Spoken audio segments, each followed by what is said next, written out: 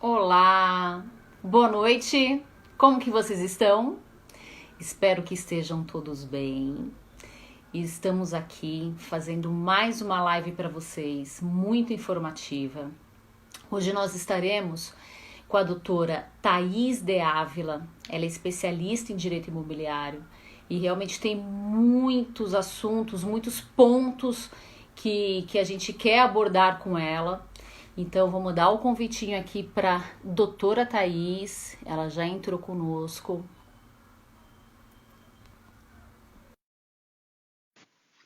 Conectando.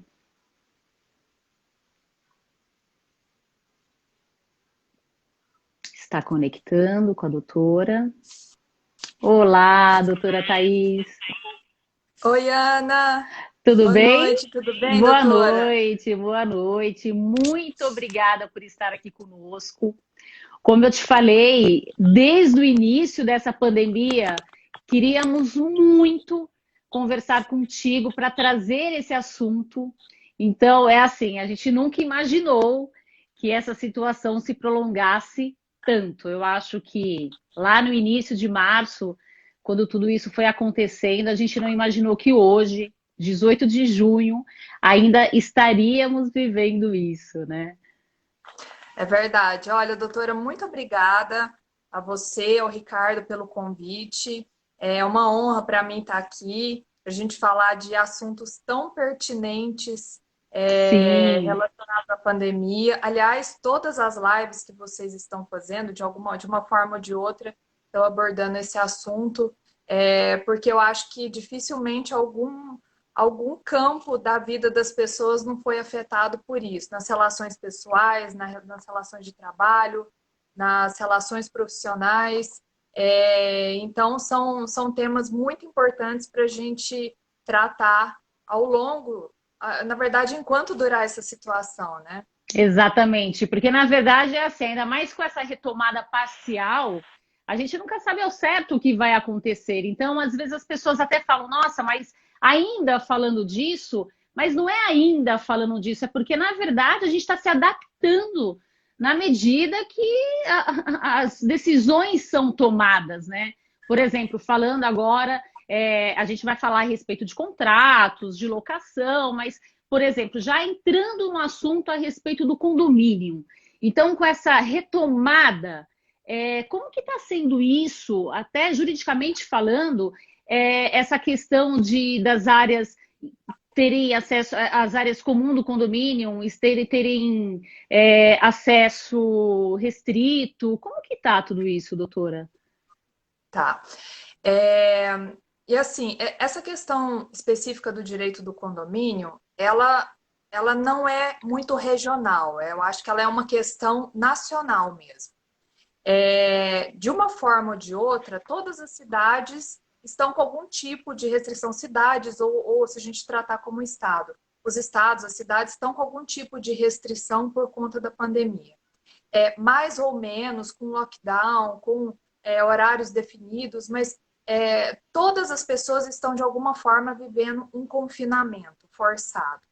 E durante essa pandemia, no caso dos condomínios, a gente passou a olhar para dentro de um universo que muitas vezes passava desapercebido.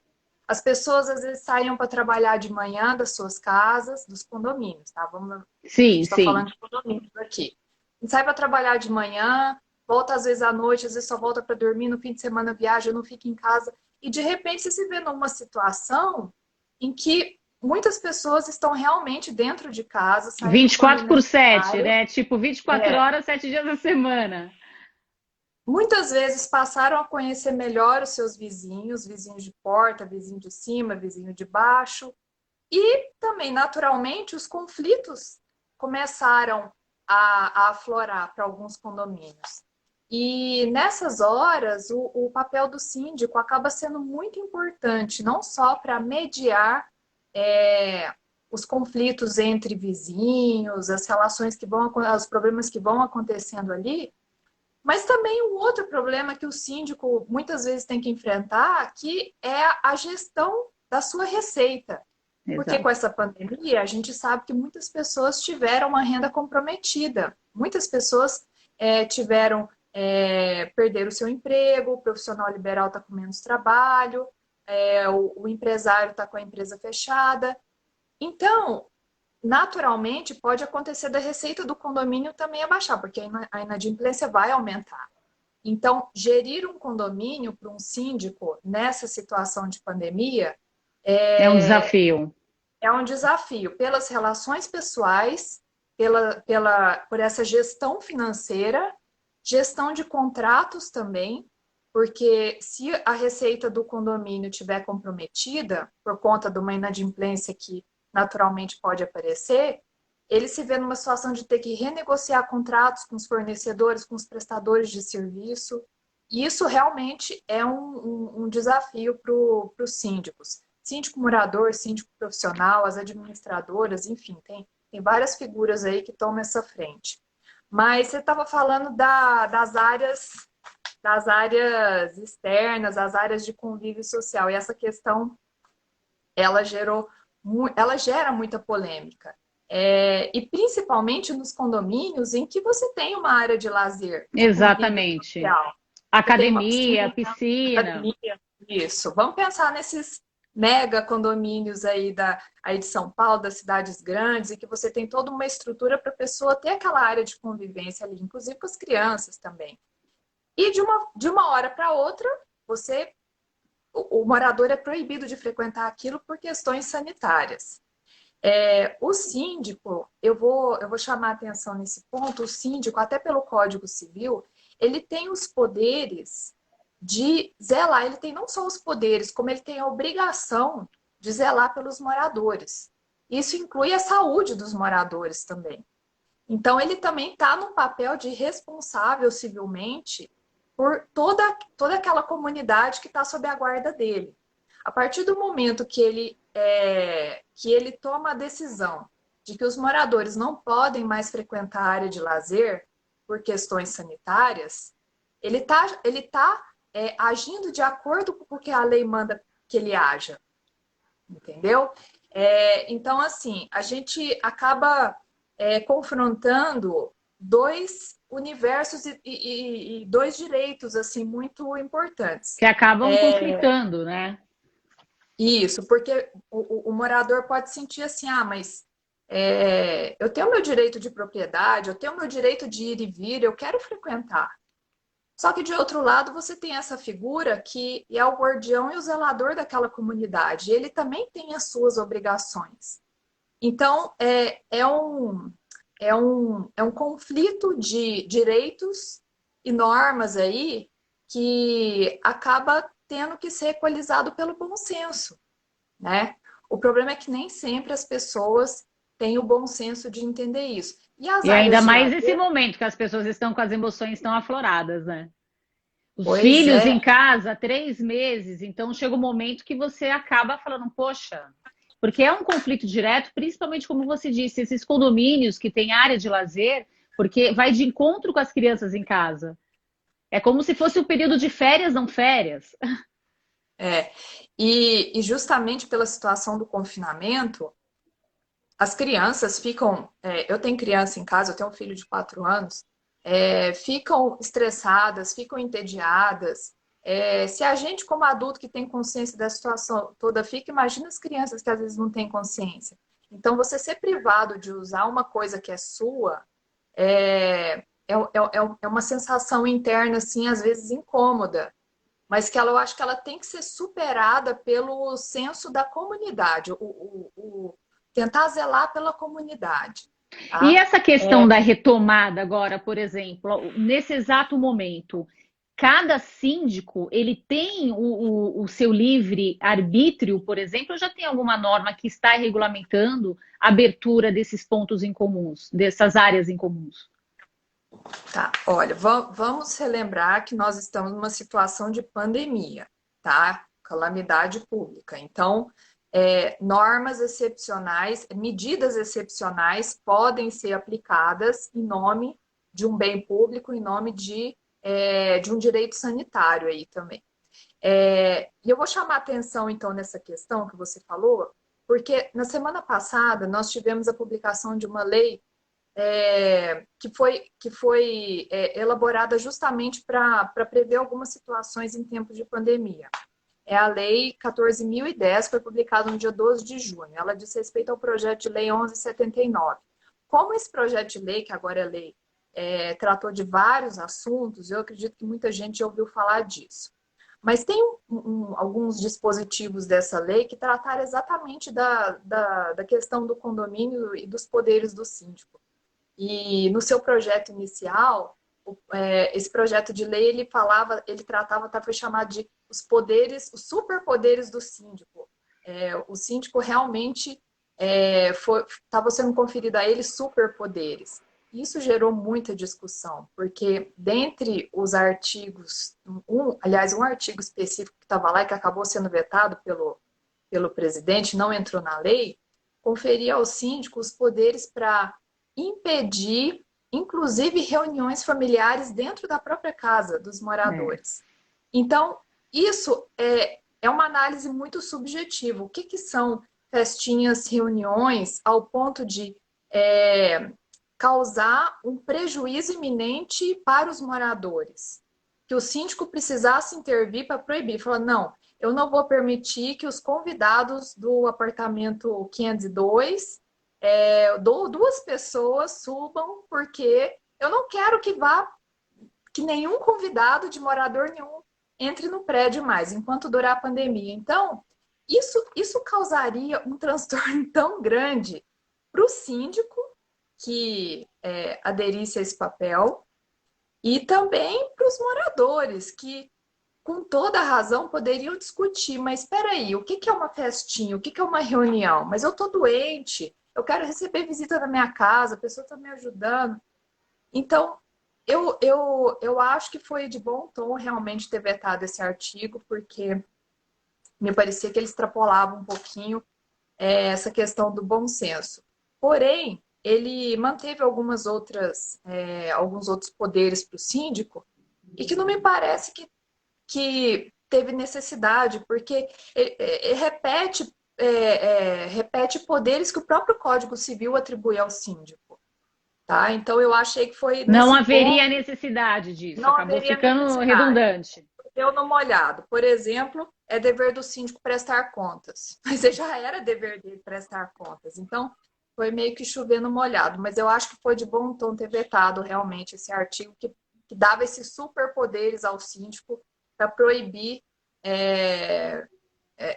o que eles chamam lá de reuniões, eventos, festinhas, e que estava muito subjetivo isso. Então, agora, para que tenha retomada, vai então de acordo com o bom senso de cada síndico. Porque por mais que ainda estejamos vivendo a questão da pandemia, mas essa sensação, principalmente aqui em São Paulo, que começou na semana passada, essa retomada parcial, a gente já começa a perceber uma movimentação maior também em relação a um todo, né? De uma forma geral.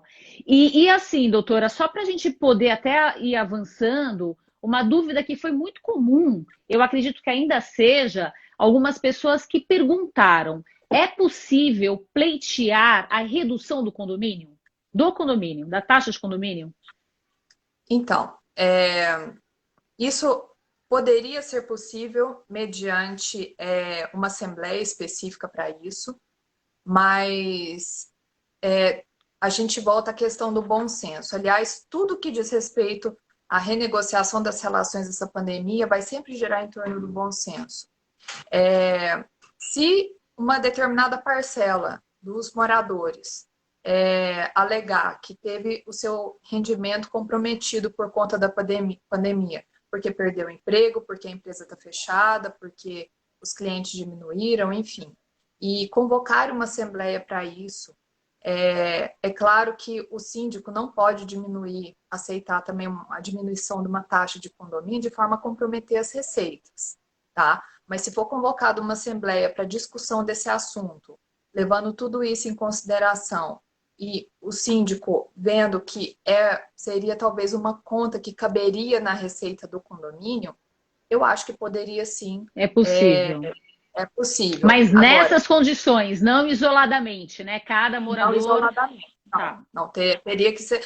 Aliás, para quase tudo no condomínio, você tem que convocar uma assembleia. A assembleia é sempre soberana para decidir essas questões urgentes dentro do condomínio. É muito pouca coisa que o síndico pode decidir sem consultar os outros moradores. Entendi. A gente tem uma pergunta aqui da Regina Long, que é uma grande amiga nossa, a gente tem muito carinho por ela. Ela pergunta para você, Thaís, doutora, no meu prédio, alguns moradores durante este período todo desceram para a piscina. O síndico poderia ter proibido? Então, se já existia essa vedação pelo síndico, tá? Vamos considerar que o síndico passou uma circular, ele instituiu essa vedação no condomínio dele para que não haja essa circulação na área externa, para que as pessoas momentaneamente não frequentassem a área externa. E o morador foi lá, desrespeitou e frequentou. Ele pode, claro que de acordo com o que manda a convenção de condomínio dele, o regimento interno, aplicar, por exemplo, uma advertência. Seria o primeiro ato aí para chamar atenção num condômino que desrespeita qualquer norma interna. E no caso de uma reincidência, também observando o que rege a convenção do condomínio e o regimento interno, aplicar também uma multa, né? Então, normalmente essas são as medidas que estão previstas em todas as convenções de condomínio e em todos os regimentos internos. Primeiro, aplica-se uma advertência e, no caso de uma reincidência, aplica a multa. Mas desde que ele tivesse colocado essa circular. Se ele não colocou, não. Senão, se o morador frequenta a piscina, mas ele não está infringindo uma norma, nem que seja uma proibição momentânea, que o síndico também tem autoridade de impor, então ele não está infringindo. Porque então, é o que a gente fala, o bom senso é uma mão de via dupla, né? São dos dois lados. Exatamente. Não, bacana, bacana. E vamos lá, doutora, o que mais você preparou aí para a gente de assunto para tirar um pouco essa angústia das pessoas? Porque a gente fala tanto, não sei se você quer falar a respeito da locação, dos contratos, enfim, mas falando a respeito das locações, seja residencial, seja comercial, também isso está sendo bastante perturbador, né? Porque, como eu disse, em nenhum momento achamos possível que isso levaria tanto tempo. Já 3 meses, ativo tudo isso. O que você fala para nós nesse sentido? Bom, é inequívoco que nós estamos vivendo uma situação inédita, inimaginável, que não existe receita pronta para resolver os problemas. O próprio judiciário está tendo que se reinventar em muitas teses, à medida que as causas vão chegando para serem resolvidas. Mas, quanto às locações, eu vou repetir, a gente sempre vai partir do bom senso, tá? Se o inquilino, o locatário, vamos começar por falar do locatário comercial, está com o seu imóvel fechado, teve uma diminuição na sua receita, se ele procurar o locador para renegociar esse contrato, demonstrando toda essa situação, manda o bom senso e até pelos princípios da boa-fé contratual, o locador tem, eu acho que é obrigação de ouvir o inquilino. Só que assim, a gente tem também do outro lado o proprietário, que pode ser o proprietário, o locador, que depende daquela receita para a sua própria subsistência, ou seja, ele precisa receber também o aluguel. Porque tem o efeito cascata, né? Um depende do outro. É um efeito cascata, exatamente. Mas assim, eu acho que a obrigação do locador é ouvir o inquilino. Só que o inquilino também tem a obrigação de tentar resolver amigavelmente isso. Ele não pode simplesmente falar, olha, eu estou com um problema, meu restaurante está fechado, eu não vou pagar mais. Não, aí também não. Aí isso aí foge à boa-fé. Então ele tem que procurar o locador para tentar resolver amigavelmente. Tentar um desconto, de um percentual que seja compatível com o que está a receita dele hoje, propor pagar essa diferença mais para frente. Enfim, tentar achar um meio termo que também fique de bom tamanho para o locador. Porque se o inquilino resolver levar essa questão para o judiciário sem tentar uma negociação antes, o judiciário já está, isso não está escrito em lugar nenhum, mas o judiciário já está formando um entendimento de que sem uma negociação prévia, sem uma tentativa de solução prévia, isso é visto com olhos muito ruins pelo julgador. Ou seja, porque tem muita gente que está se aproveitando da pandemia para deixar de pagar o aluguel ou para pedir desconto, sem ter essa necessidade. Isso está acontecendo demais da conta. Então, o inquilino tem que ter a sensibilidade de pleitear isso se realmente for necessário para ele. E o locador tem a obrigação de tentar colaborar com esse momento se ele perceber e ficar comprovado que ele não tem outra alternativa. Agora, aproveitando o gancho também do que você falou e voltando nessa lei 14.010 que foi publicada, tem um artigo que, graças a Deus, eu acho que graças a Deus foi vetado também. Eu fiquei muito preocupada quando eu vi esse projeto de lei, que tinha um artigo lá que proibia a concessão de liminares em ações de despejo em ações propostas após o dia 20 de março até o dia 30 de outubro. Então, quer dizer, a possibilidade de pessoas, de inquilinos, se valerem dessa medida para poder deixar de pagar um aluguel, com razão, sem razão, meia razão, se aproveitando desse momento, eu acho que seria enorme. E o locador, no caso, ele ficaria realmente num desequilíbrio muito grande. E não foi por outra razão que esse artigo isso realmente deu uma causada lá no início, eu lembro disso.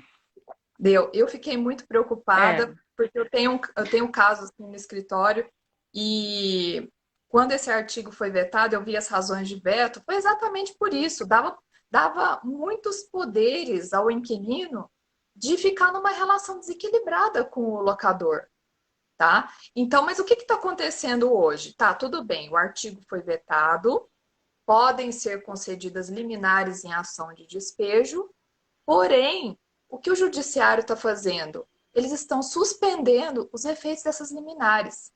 Muitas vezes, o locador entra com a ação de despejo, pede a liminar, cumpridos lá os requisitos, o juiz dá a liminar, mas deixa suspenso os seus efeitos.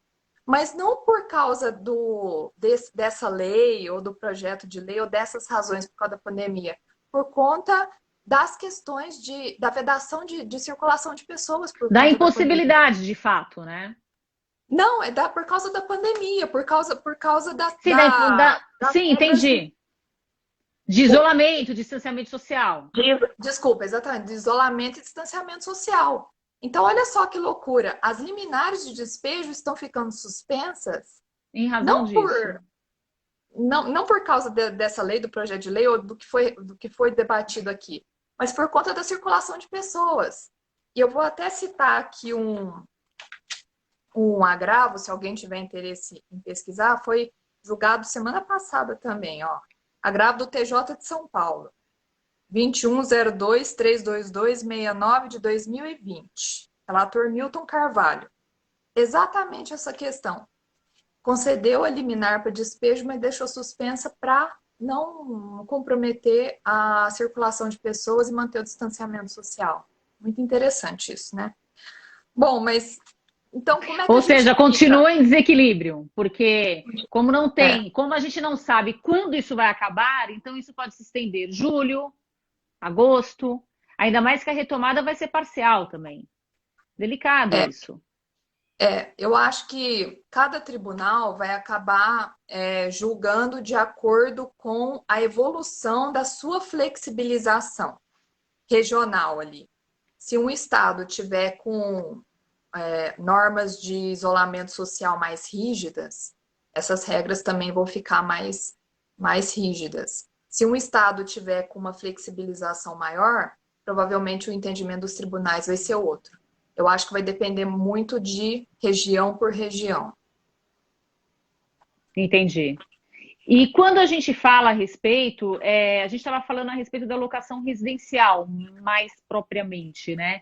Quando a gente fala da comercial, principalmente nessa questão dos shoppings, que ficaram esse período, falando dos shoppings aqui em São Paulo, ficaram praticamente 3 meses fechados, e a reclamação é exatamente essa, que embora tenha o desconto do aluguel, tem toda essa questão que também envolve condomínio, despesa com segurança, que até então foi diminuída, segundo os lojistas. Então, como que funciona também quando a gente fala a respeito dos contratos comerciais? Olha, no caso dos shoppings, são duas, eu acho que tem duas figuras muito distintas dentro de um shopping. Você não pode tratar um contrato com uma loja de rede, uma loja grande, por Como exemplo, igual. uma Leroy Merlin, por exemplo, uma dessas lojas âncoras de shopping, uma Americanas, com a pequena loja da pessoa que está ali vendendo bijuteria, tem uma lojinha de roupa, porque tem diversos tipos de lojistas dentro do shopping. Então, o shopping não pode tratar uma loja de rede da mesma forma que um lojista que muitas vezes só tem aquela loja. A loja de rede tem fôlego, tem caixa para aguentar um período ruim de crise. O pequeno lojista não tem. Não, Então, desde o começo dessa pandemia, o que os shoppings começaram a fazer é tratar com igualdade os iguais e desigualdade os desiguais. Agora, cada shopping também, cada rede está adotando um tratamento com os seus lojistas. Uns estão isentando de condomínio, outros diminuíram pela metade o aluguel, porque também não há o que fazer. Se o shopping não for sensível, principalmente ao pequeno lojista que não tem fôlego para ficar fechado durante essa pandemia e depois reabrir, o shopping também sai perdendo. Então, mais uma vez, eu volto ao ponto. A expressão que eu mais vou usar aqui é bom senso. Não existe uma receita de bolo para passar por essa pandemia sem se esfolar. As duas partes, quando se fala de contrato entre particulares, isso inclui os contratos de locação, os contratos de financiamento, consumidor também. Eu não vou entrar no consumidor aqui porque não é minha área, mas tudo que a gente fala de particulares são as partes que têm que entrar em acordo, tá? Se não for assim, não vai ter um manual dizendo como que a gente vai poder resolver essas questões. Porque o sim, sim. judiciário também está se reinventando, ele está se adaptando ao que está aparecendo. Então, se essas pessoas, elas pelo menos demonstrarem uma boa fé e uma boa intenção de tentar colaborar coletivamente e para que isso não vire uma bola de neve, quando isso chegar no judiciário, ele vai ter bons olhos para ver essas pessoas também. E o mesmo vale para quebras de contrato, tanto comercial quanto residencial? A questão da multa? Vamos lá. O contrato residencial e o comercial, eu acho que são muito parecidos aí. A gente pode falar como se fosse uma coisa só. No residencial, mas vou falar, vai no residencial. Se o inquilino pediu desconto para o proprietário, ele tem que comprovar que ele tem uma razão para estar pedindo aquele desconto. Mais uma vez, se aproveitar dessa situação, não é agir com boa-fé contratual e não é pensar no coletivo. Ele vai estar prejudicando o proprietário do imóvel sem ter razão em pedir aquele desconto, tá? Então, agora, se ficar uma coisa insustentável, porque ele perdeu o emprego e realmente ele não vai conseguir honrar, cabe também ao proprietário entender essa situação e não cobrar uma multa contratual por isso, tá? Porque se isso for levado ao judiciário, mais uma vez, o judiciário eu acho que vai estar atento às pessoas que estão mais de boa fé, que estão mais vulneráveis, tá? Então, tudo que der para resolver fora do âmbito do judiciário vai ser melhor para todo mundo. Entendi. A gente teve uma pergunta aqui, doutora, só vou voltar. Foi a Regina que fez uma pergunta também. Ela fala assim: temos flats como investimento que estão no pool e nesse momento não estão tendo movimento. E dessa forma, os proprietários terão que arcar com as despesas desses flats? Olha, qual que seria a alternativa? Assim, o E tem flat, os ele investidores também, está complicado. exatamente. Bom, aí é que o flat é um tipo de investimento ali também, né? É, ou a pessoa coloca aquilo lá para vender, ou então faz parte do risco do negócio também. Eu vou até aproveitar também e falar uma outra questão dos contratos de financiamento imobiliário, tá? Com loteamentos, às vezes a pessoa vai lá e compra um terreno, compra um lote.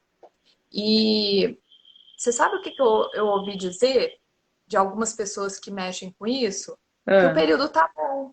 Tem muita gente que está indo lá, que está aproveitando para poder comprar de outra pessoa barato, que está apertada, e oportunidade. está quitando os seus contratos.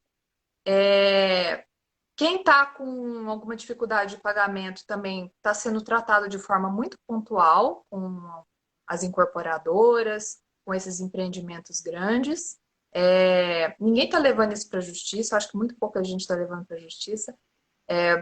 Estão negociando, jogando parcela para frente, mas de uma forma geral, o que eu ouvi é que esse setor está muito bom, obrigado.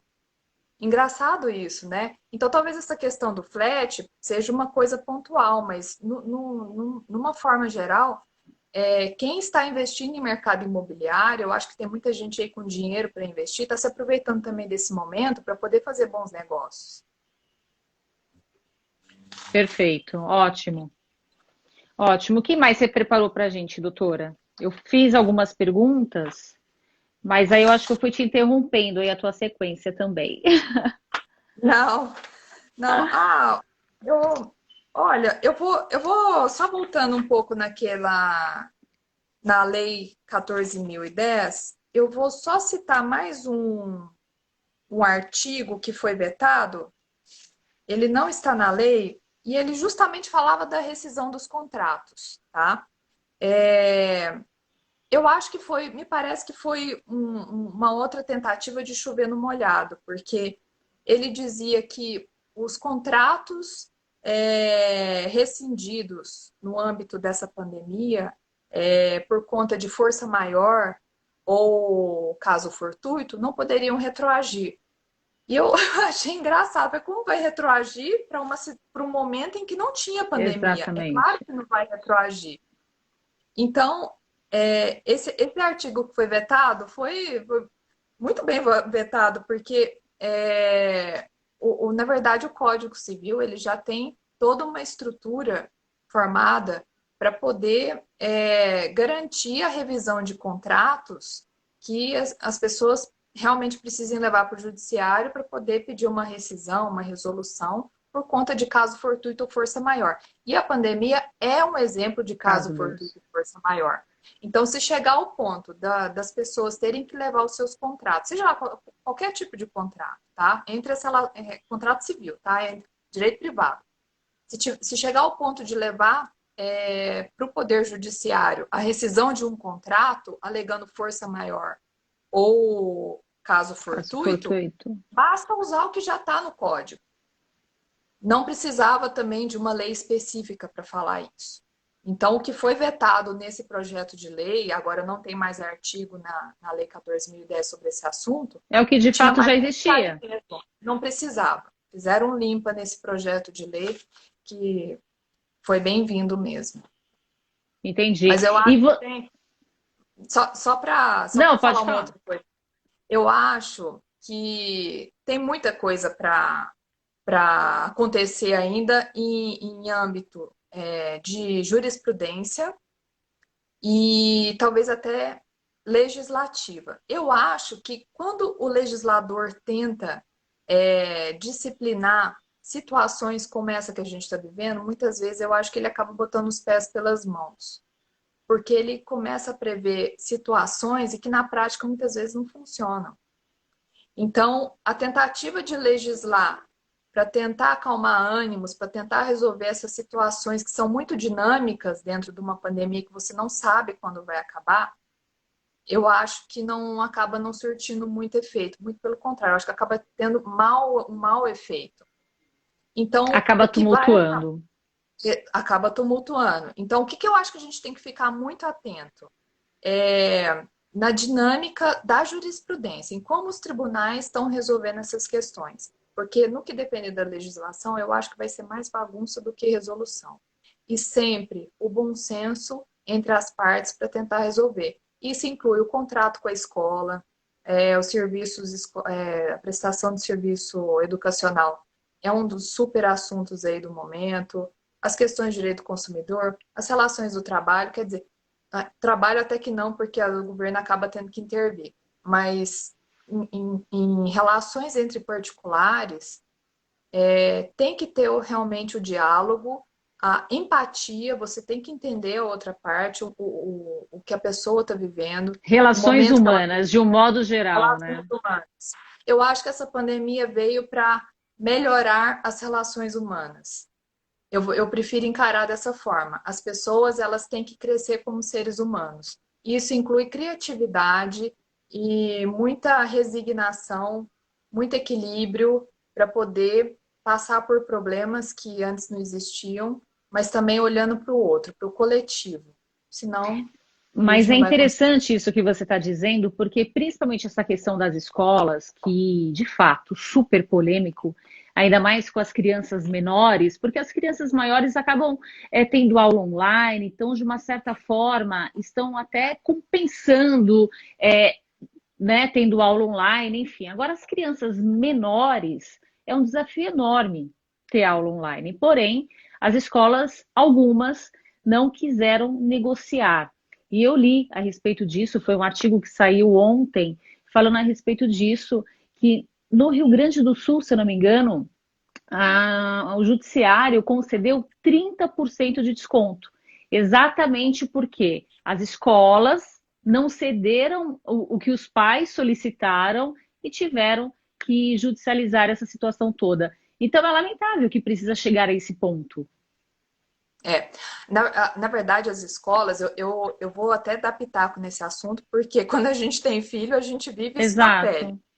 Mas, assim, olhando como advogada, eu tento entender também o lado da escola, que se deparou com uma situação que nunca existiu, que muitas vezes teve que aparelhar toda uma estrutura tecnológica para mostrar um pouco de serviço ali, mostrar um pouco de trabalho, dar atenção para os seus alunos, dar um suporte para os pais. E de outro lado, por exemplo, no ensino infantil, não tem como você suprir isso com a aula online, porque no caso do ensino infantil, é totalmente contato com o professor, é o contato com o amiguinho, é o lúdico, a brincadeira.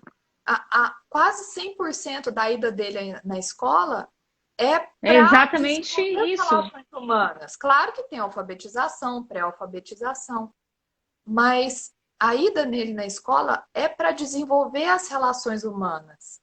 É para aprender a dividir o brinquedo, para ter contato com elementos, para cantar musiquinha, para ter expressão corporal. A partir do momento que a criança não tem aquilo, a escola não tem como suprir aquilo numa aula online.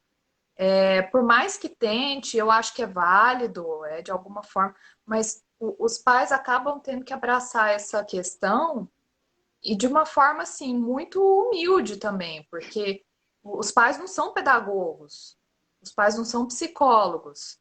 Então, quando isso tudo acabar, caso os alunos não percam o ano letivo, eu não sei como que eles vão fazer para recuperar esse tempo perdido durante aumentando carga horária, passando por dezembro e janeiro. Eu realmente não sei, mas eu entendo o lado da escola de querer prestar um serviço, mas eu também acho que a obrigação deles é não cobrar uma mensalidade integral como Do era valor cobrado. cheio, sim, O porque é valor exatamente cheio, esse o questionamento. Porque é algum desconto redução que dá. de contas de consumo, alimentação, aquele que está incluído já na mensalidade, enfim, é uma série de questões e realmente é aquilo que a gente fala mais uma vez: bom senso, a empatia pelo outro. A gente teve uma Inclusive, pergunta. Eu vou não, voltar inclusive aqui, pode ir os falando, que eu pais vou voltar só uma pergunta. Inclusive, os pais que quiserem rescindir o contrato com as escolas, eu já vi muitos casos aqui, das escolas quererem cobrar multa por isso e depois voltarem atrás. Mas por quê? Porque viram que é uma situação que está se estendendo bastante e que não dá para ser inflexível. Não dá para você cobrar uma multa contratual que estava num contrato lá, quando começou o ano letivo, não existia nada disso, e querer aplicar as mesmas regras numa outra situação. Então, as E esse escolas mesmo realmente... exemplo na rescisão contratual da locação, a respeito das multas da locação, na rescisão contratual, como que está isso na prática? Mesma coisa, mesma coisa. Se realmente ficar comprovado que o inquilino não tem condições de seguir com aquele contrato, ou ele precisa de mais desconto, e o locador muito justificadamente também, às vezes não pode dar mais desconto, porque também depende daquele aluguel para a própria subsistência, o melhor é rescindir esse contrato sem multa para as partes e tudo bem. O que o locador puder fazer para ajudar o inquilino, ele tem que fazer. Mas o inquilino também tem que entender que o locador precisa daquele dinheiro. É porque no Precisa momento o daquela... locador ele se tornou o vilão, né? Por Se um momento tornou ele é o vilão. vilão, mas infelizmente muitos também dependem desse dinheiro para sobreviver. Exatamente. Pô, tem casos, claro, a pessoa tem muitos imóveis e um a mais, um a menos ali não vai fazer Sim, diferença. mas Isso tem é alguns muito que cruel. realmente a renda vem do aluguel, exatamente. A gente É. teve uma pergunta aqui do doutor Eduardo. Ele está sempre aqui conosco também, o Eduardo Maurício. Ele mora lá em Coimbra, no em Portugal. E ele pergunta: e o contrato de financiamento com o banco? A empresa pode pleitear a manutenção do contrato? Meu entendimento é que sim, face ao objetivo da empresa quebrado. Qual? Ah, fala a empresa com contrato de empréstimo com o banco? Foi isso que eu entendi. E o É. contrato de financiamento com o banco? A empresa pode pleitear a manutenção do contrato? Meu entendimento é que sim, Olha, face ao objeto os da bancos, empresa quebrado. Foi isso que eu quem entendi tem também. contrato com o banco, eu acho que está surfando, porque os bancos realmente, claro, banco a gente sabe que eles não são bonzinhos e ninguém tá perdendo, banco não perde dinheiro, Não. jamais. Mas eu acho que desde o começo os bancos já viram que é uma situação muito drástica e eles tiveram realmente que se reinventar aí com várias alternativas para oferecer, porque hoje em dia existe portabilidade. Se a pessoa não conseguir renegociar um contrato dela com o banco, ela pode levar esse contrato para outro banco. Então, a concorrência faz bem nesse sentido.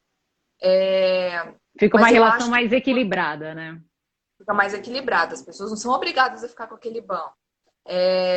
Então, os bancos realmente estão se esforçando aí para poder readequar as dificuldades das pessoas, prorrogando parcela, diminuindo o juro de cheque especial, renegociando o contrato, aceitando imóvel em troca de juros mais baixos. Então, acho que as empresas, sei lá, ou pessoa física também, que tenha contratos de empréstimo com o banco, tem que aproveitar essa situação para poder readequar o seu fluxo. Agora, se a gente estiver falando aí de empréstimo do governo, esse com juros super baixinho, as pessoas só falam que esse dinheiro não está chegando.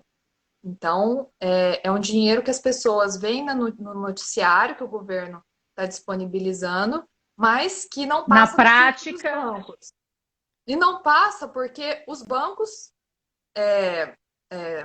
sabidamente, a gente até entende, eles têm que fazer uma análise de crédito da pessoa. E aí acaba sendo também um paradoxo, porque a empresa está em dificuldade, precisa do dinheiro para poder pagar uma folha de pagamento, pagar o seu fluxo de caixa, mas aí não tem um crédito aprovado no banco, justamente porque está com essas dificuldades. Mas peraí, eu preciso do dinheiro para sanar as dificuldades, então eu exatamente. estou passando a análise de crédito. E aí esse crédito barato não chega nunca, acaba chegando um crédito mais caro. Então, os bancos sabem que o que eles têm pela frente é uma avalanche de inadimplência que vai acontecer mesmo. E por isso que eles são obrigados a se virar para tentar ajudar os correntistas, a ajudar essas pessoas que têm contrato de financiamento de crédito, crédito Mas aí o que pessoal. que acontece para que não tenha nenhum abuso nesse sentido? Principalmente nessa questão Olha, de taxas. Porque o bom, desespero pode fazer com que a pessoa acabe aceitando aquela condição que o banco está impondo. Pois é, felizmente nós temos a portabilidade, mas juros mais baixos normalmente é com garantia imobiliária, com garantia de algum automóvel, aí realmente as pessoas vão conseguir um juro mais barato. Fora isso, é o juro da prática bancária mesmo. Exatamente pelo risco. E aí, claro que existe um limite aí, até de cheque especial também, o Banco Central já definiu o teto de cheque especial, mas não dá para, se você precisa do dinheiro e você não tem nada para dar em garantia, você realmente fica sujeito a juros bancários. Aí quem é da área aí de direito bancário, talvez saiba melhor como brigar com o banco para poder rediscutir esses contratos. Entendi. Doutora, a gente tem 10 minutos para estar encerrando a live. O que, na sua opinião, falando do direito imobiliário, né, principalmente do mercado imobiliário, das incorporadoras, das construtoras, que a gente sabe que elas já vinham desde 2015, eu acho, 2016, já vinha patinando, teve uma certa, digamos assim, retomada do mercado de 2019 para 2020 e agora aconteceu isso. Embora você tenha falado que percebeu que as pessoas estão comentando que teve essa melhora durante esse período, exatamente porque tem aqueles que acabam indo para a oportunidade. Mas, de um modo geral, qual que é a sua opinião em relação a esse setor? Eu acredito que os novos empreendimentos, principalmente de classes mais baixas e classe média, talvez vão acabar sofrendo um pouco mais, porque a classe média, como sempre, é a que mais paga o pato nessas crises. A classe média é a que mais fica achatada. Então, os empreendimentos que tiverem como foco as classes mais baixas e a classe média, talvez vão ter um pouco mais de dificuldade de desovar esses empreendimentos, talvez é o que vão ter que se esforçar mais para poder renegociar esses contratos, e porque quem tem dinheiro, quem é rico, vai continuar sendo rico, e aí sim, são as pessoas que provavelmente vão... que vai movimentar o mercado de luxo, vamos dizer assim. Vão comprar barato de quem não está conseguindo pagar. Então, mas talvez numa roda, olhando de uma forma maxi, assim, nessa roda dos empreendimentos, eu acho que é uma roda que vai continuar girando. A gente ouve que o mercado de construção civil continua aquecido. Tem linhas de crédito também com juros baixos para isso. Tem Minha Casa Minha Vida.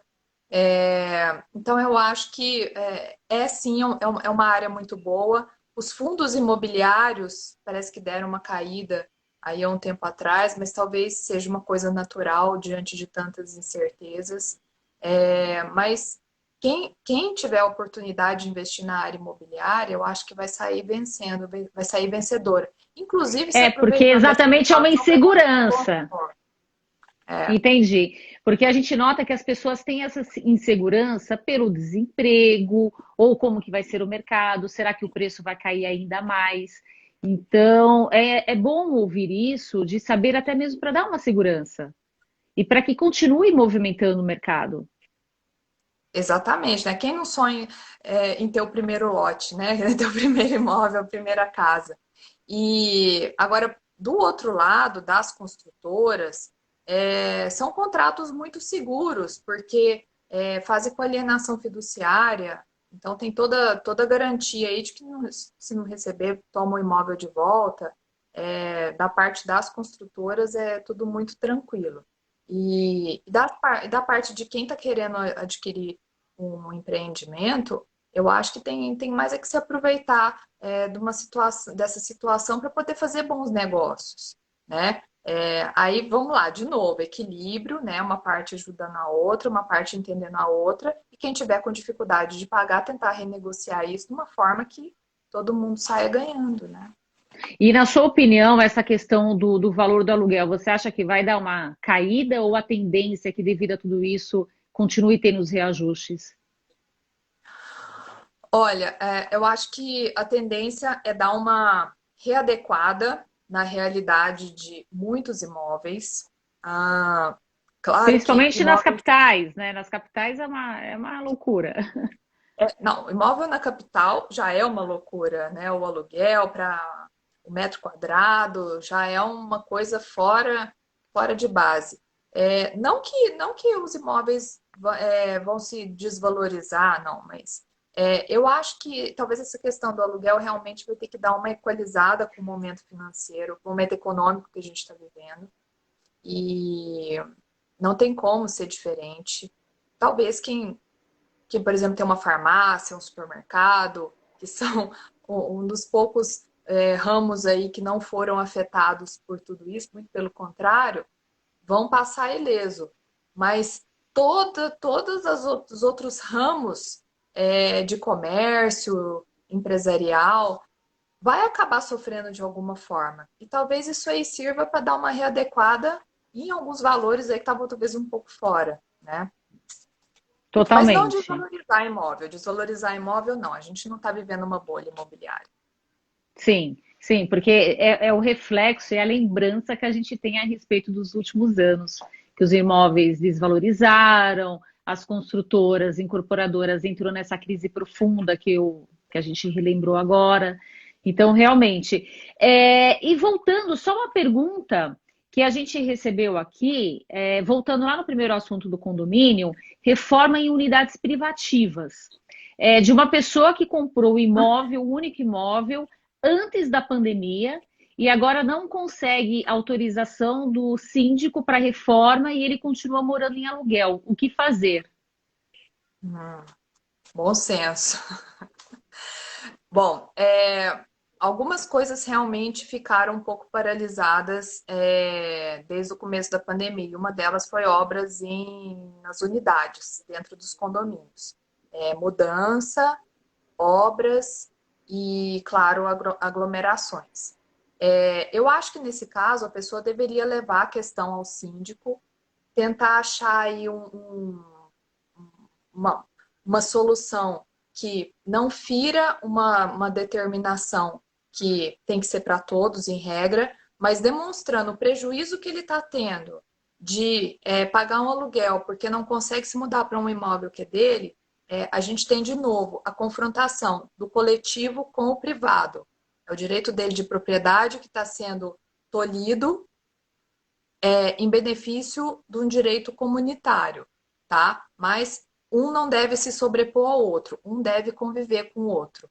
Eu acho que o síndico, nessa hora, ele tem que ser sensível a esse caso específico, tá? E tentar, talvez até trocando ideia com os outros condôminos, dependendo até do tamanho do condomínio, isso fica mais fácil, mas para abrir talvez uma exceção nesse caso. Não porque a pessoa quer reformar tal, mas porque ela tá sendo onerada com uma medida que poderia ser, com uma situação que poderia ser contornada, Porque, na tá? verdade, o que o condomínio alega é exatamente isso, que tem pessoas estudando home office, mais tempo em casa, até mesmo com uma intolerância de barulho, e acaba não autorizando isso. Mas e se não tem esse bom senso do síndico? Olha, o que Aí não sobra é tem o jeito, é judiciário. realmente judicializar. É judicializar pequenas causas, enfim, mas eu acho que não é para tanto, não. Agora, essa questão do barulho, é, existe regras também de barulho. Claro, tem pessoa que vai fazer uma reforma em casa, ela tem um horário lá que o regimento interno permite que ela possa fazer barulho. Tá, mas vamos supor que antes de pandemia, eu tenho uma pessoa aqui no andar de cima que trabalha de home office já desde antes.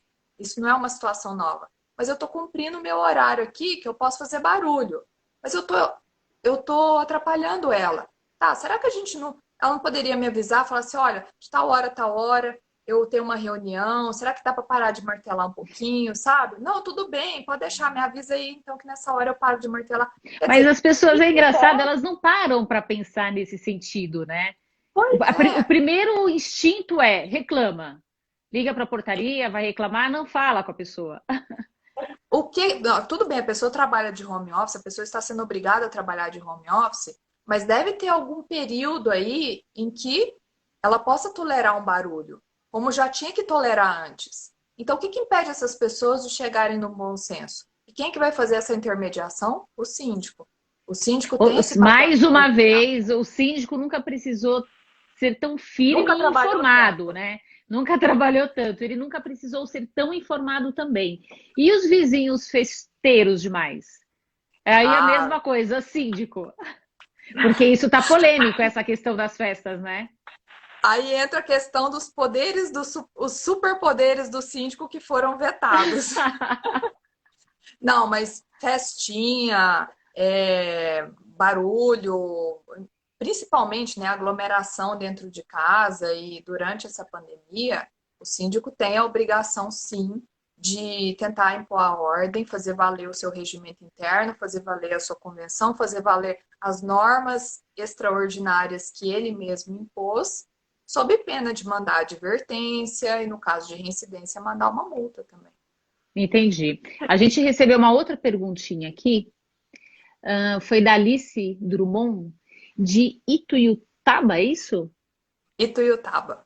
Ituiutaba, Minas Gerais. E quando o vizinho tem um equipamento de refrigeração praticamente na sacada da sua casa, causa um mega incômodo, mas ele está dentro do limite legal, 45 decibéis. Difícil. Se existem normas, existem Nossa, realmente normas é engraçado técnicas. como que a gente vai entendendo como que é a vida, né? Essa Pois é, realmente é algo que a gente não pensa se não acontece, mas de fato. que loucura. Mas tem realmente normas técnicas que estipulam decibéis toleráveis aí para cada situação. Se Ela ele até tiver complementa, dentro, doutor. Olha, nesse caso, eu chamei o vizinho e mostrei para ele. E ele ignorou completamente, desde 2019, desde dezembro de 2019. Ou seja, ela está todo esse período aguentando esse barulho.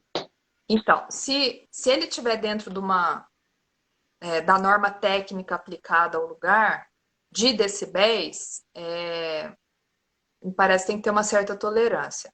Mas se É o que o ela barulho fala, está no realmente. limite legal, está dentro do limite legal. Tá, mas mesmo assim, estando no limite legal, se é alguma coisa que está incomodando e ela puder comprovar isso, barulho é uma questão de saúde pública também. Barulho é saúde pública. Então, o síndico, nesse caso, também tem a obrigação de intervir e tentar achar uma forma aí, talvez fazer uma vedação acústica, achar alguma situação em que diminua o incômodo que está causando outra pessoa. E que Se não é, equilibre, né? Equilibre essa situação, porque ela se fica não é totalmente. Se não é um barulho assim que dá para ser contornado, suportado, se realmente está levando ao ponto do incômodo, é uma questão de saúde pública. E isso sim tem que ser resolvido. E as particularidades, aí eu já não entendi, que ela protocolei na Secretaria de Planejamento. E fiz a denúncia na Polícia Civil, ou seja, ela está com muita dificuldade realmente. Doutora, a gente tem 1 minutinho e 30, passou bem rápido. Aí, bom, ela está falando, estou me preparando agora para levar para o Ministério Público, tá? O Não, mas o vizinho realmente Ministério está Público perturbando. pode intervir. Você sabe que eu participei de um caso em que o shopping, não vou falar a cidade não, mas estava com um ruído muito grande nos geradores. E os prédios vizinhos estavam sendo muito incomodados com o barulho desses geradores. O síndico foi lá para conversar com o administrador do shopping, para poder resolver a questão. O administrador do shopping falou que não tinha o que fazer, que o que dava para fazer tinha sido feito, mas ainda assim incomodava muito. O que que fizeram? Ministério Foi Público. no Ministério Público e conseguiu Dá para resolver. ter um aviso público de conduta lá com eles. Olha, então é isso, ela já está se preparando para isso. É o caminho. Mas, bom, doutora, a gente tem 40 segundos. Quero agradecer, foi muito bom. Esclareceu realmente bastante coisas. E o que eu acho mais importante é que você está positiva em relação a tudo isso. De uma certa forma, isso até nos acalma em relação a todas essas incertezas que nós estamos tendo, né? Muito obrigada, realmente. 20 Obrigada, segundinhos. eu que Aí você pode agradeço. finalizar. Eu que agradeço você, o Ricardo, o escritório Augusto Yamazaki pela oportunidade. Eu estou aqui em Uberlândia à disposição de vocês e eu espero que a gente possa sair dessa pandemia melhores do que entramos, em todos os sentidos, Com como certeza. profissional, como pessoa, como